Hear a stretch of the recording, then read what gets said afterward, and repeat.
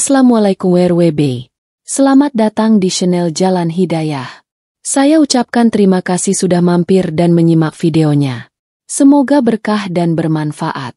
Video ini hanya berisi kajian dan informasi bermanfaat, tidak ada unsur mengajak atau bujukan maupun yang lainnya.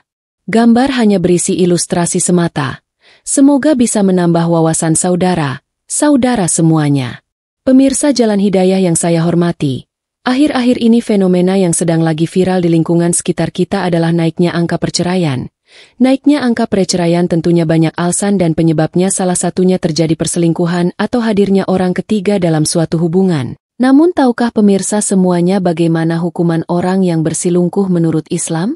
Mari kita simak video dan penjelasannya di bawah, namun sebelumnya izinkan saya memberikan sedikit pantun untuk para pemirsa channel Jalan Hidayah. Ubur-ubur ikan lele. Jangan lupa subscribe ya le. Berselingkuh adalah dosa besar dalam Islam yang merusak keharmonisan rumah tangga, melanggar amanah, dan mendatangkan murka Allah. Khutbah ini mengupas larangan tersebut, hikmahnya, serta cara menjaga kesucian pernikahan agar terhindar dari perbuatan tercela.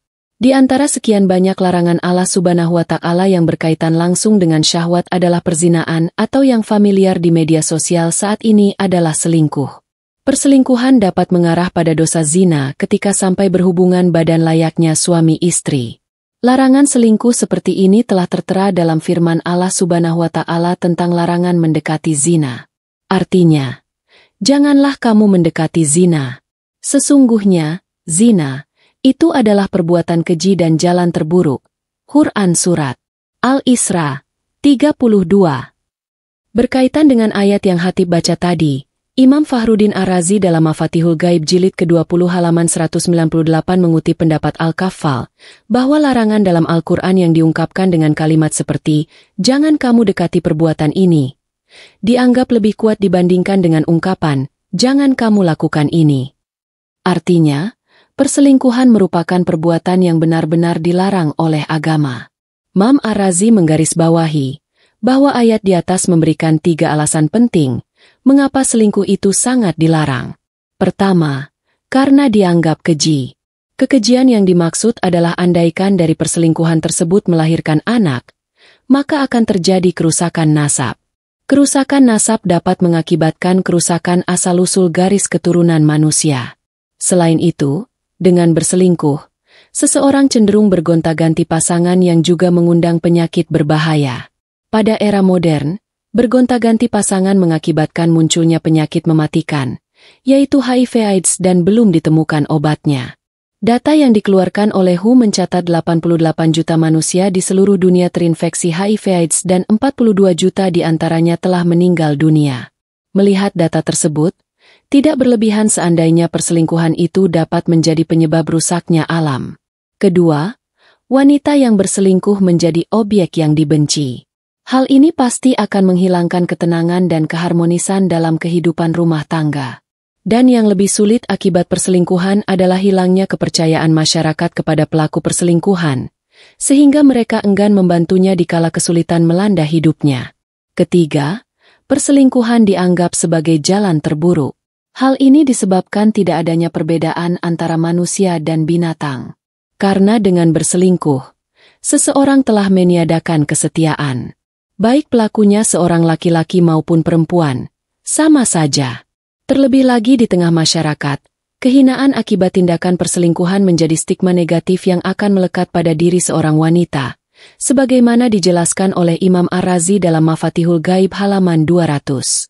Secara fikih, ada hukuman nyata yang seharusnya diterima oleh pelaku perselingkuhan yang sampai melakukan zina.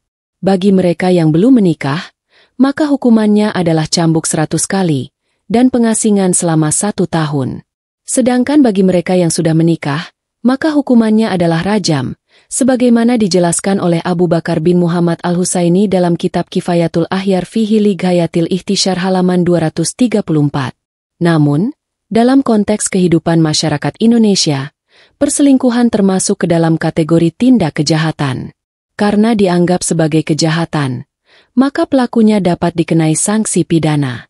Hal ini diatur dalam pasal 279 Kitab Undang-Undang Hukum Pidana, KUHP, yang mengatur tentang perselingkuhan atau perzinaan bagi mereka yang belum menikah, dengan ancaman hukuman penjara selama 5 bulan. Sementara itu, bagi yang sudah menikah, ketentuan pidananya terdapat dalam pasal 284 KUHP, dengan ancaman hukuman penjara hingga 9 bulan.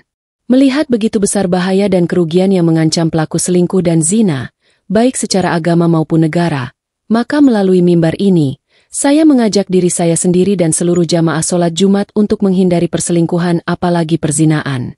Meneguhkan kembali komitmen untuk saling setia kepada pasangan masing-masing adalah salah satu cara menghindari perselingkuhan. Sembari mengingat kembali segala hal yang telah diperjuangkan bersama. Melihat segala kebaikan serta kelebihan pasangan masing-masing. Saling mengisi kekurangan pasangan tanpa membandingkan dengan yang lain. Karena pandangan merupakan pintu pertama masuknya segala informasi. Baik informasi yang motivatif atau informasi yang provokatif. Sehingga tidak berlebihan ketika Allah Subhanahu wa Ta'ala memerintahkan orang-orang mukmin untuk menundukkan pandangannya. Allah Subhanahu wa Ta'ala berfirman. Artinya, katakanlah kepada orang laki-laki yang beriman, hendaklah mereka menahan pandangannya dan memelihara kemaluannya. Yang demikian itu adalah lebih suci bagi mereka. Sesungguhnya Allah Maha mengetahui apa yang mereka perbuat. Quran Surat An-Nur 30.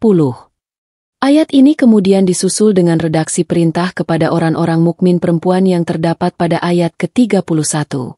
Sehingga perintah menundukkan pandangan tidak hanya berlaku bagi seorang mukmin laki-laki, tetapi juga berlaku untuk mukmin perempuan. Imam Al-Qurtubi dalam Al-Jami, Li Ahkamil Quran jilid ke-15 halaman 203 merasionalisasikan perintah menundukkan pandangan ini karena penglihatan adalah pintu terbesar menuju hati dan jalur indera yang paling efektif menyentuh perasaan. Maka dari itulah, banyak informasi yang masuk melalui pandangan, sehingga kita wajib berhati-hati. Menundukkan pandangan juga wajib dari segala hal yang diharamkan, serta dari segala sesuatu yang menimbulkan fitnah. Pada akhirnya, marilah kita berdoa kepada Allah Subhanahu wa Ta'ala agar melindungi kita, keluarga kita dan anak cucu kita dari seluruh perbuatan keji dan munkar seperti selingkuh dan zina.